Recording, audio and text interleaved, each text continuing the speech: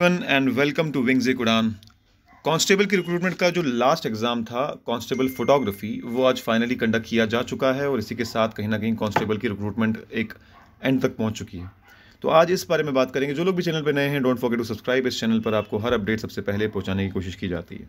तो जैसा कि आप लोग जानते हैं कि इस एग्ज़ाम में भी कुछ कॉमन सिलेबस था और कुछ टेक्निकल सिलेबस था। कॉमन सिलेबस वही आ गया, जीएस, कंप्यूटर और अपना इंग्लिश और बाकी मैथ्स, रीजनिंग, और साथ में दूसरा जो था वो था फोटोग्राफी। तो आज इसकी डिफ़िकल्टी लेवल और लेवल की बात करेंगे। सबसे पहले तो दोस्तों ओवरऑल जो पेपर था, जहाँ मैं बात करूँ, तो मेरे हिसाब से मॉडरेट टू डिफ़िकल्ट था, जितना भी मैंने देखा। कंसिडरिंग कि इस एग्ज़ाम के लिए जो आपकी क्वालिफ़िकेशन थी वो 10वीं पास थी, उस हिसाब से तो डेफ़िनेटली मॉडरेट टू डिफ़िकल्ट था। पेपर की क्वालिटी मैं बहुत अच्छी बोलता अगर ये एक पेपर ग्रेजुएट लेवल स्टूडेंट के लिए होता, बट कंसिडरिंग कि 10वीं पास के लिए पेपर बनाया गया था, तो उस लिहाज से तो मॉडरेट टू डिफ़िकल्ट ही कह सकते हैं उसको, ईजी बिल्कुल भी नहीं कह सकते।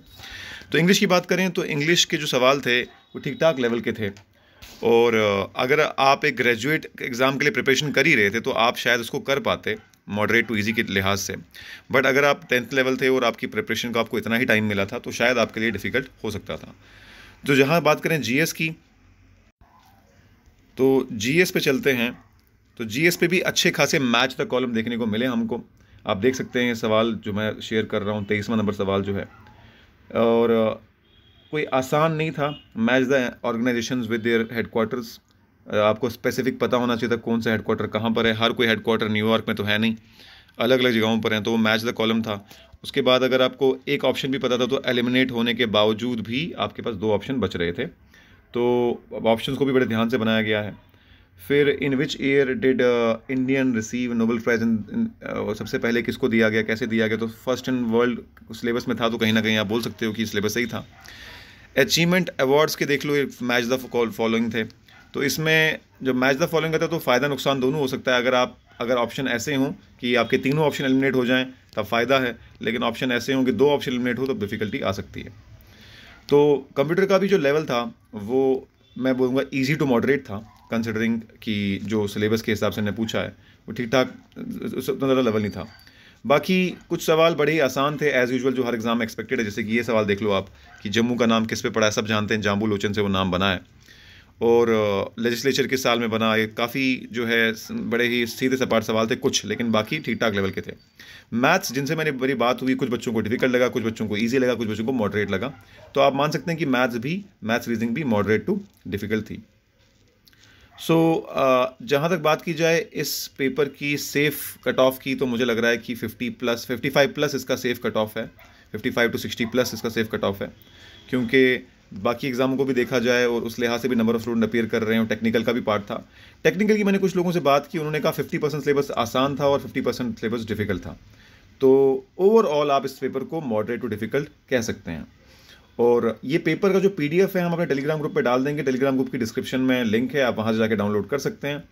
और साथ ही साथ आप सभी को मैं बता दूं, अगर आपका ये पेपर अच्छा हुआ तो बहुत अच्छी बात है, तब भी, और खुदा ना खास्ता आपका पेपर अच्छा नहीं हुआ तो तब भी आपको एक दो दिन रेस्ट करने के बाद फ़ौरन अगले एग्जाम पे मूव कर देना चाहिए।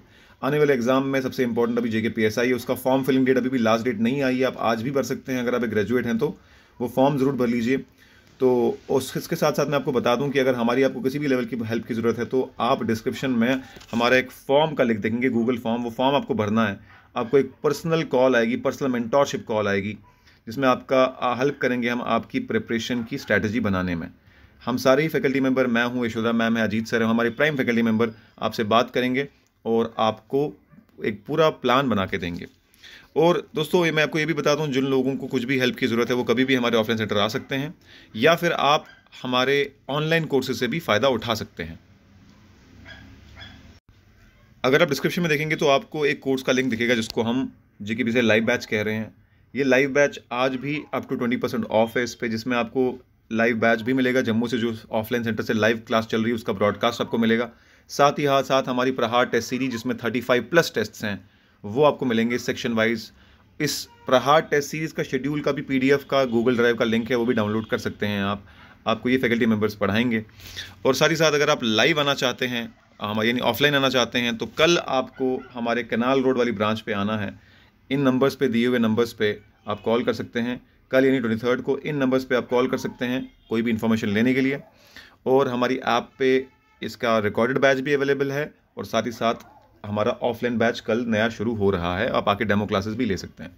सो all the best everyone. Hopefully जिन लोगों ने भी मेहनत की थी इस कांस्टेबल एग्ज़ाम के लिए, उनका एग्ज़ाम अच्छा हुआ हो, और खुदा ना खास्ता किसी कारणवश अगर नहीं हुआ तो आप कुछ देर का रेस्ट लेके फ़ौरन अगले एग्ज़ाम्स की तैयारी करना शुरू करें। ये एक मैराथन है, एक स्प्रिंट नहीं है, इसको टाइम लगता है कंप्लीट होने में। तो ये आपको वक्त के साथ साथ ही इंप्रूवमेंट आती है। अगर आपका एक एग्ज़ाम ख़राब होता है, आपको उसको पॉजिटिवली लेना है कि ये एग्ज़ाम ने मुझे अगले एग्ज़ाम के लिए कुछ ना कुछ सबक सिखाया, और उसको मैं इंप्लीमेंट करके फाइनली इस एग्ज़ाम में कामयाबी हासिल करूँगा। So thank you so much everyone. We'll be back with any update.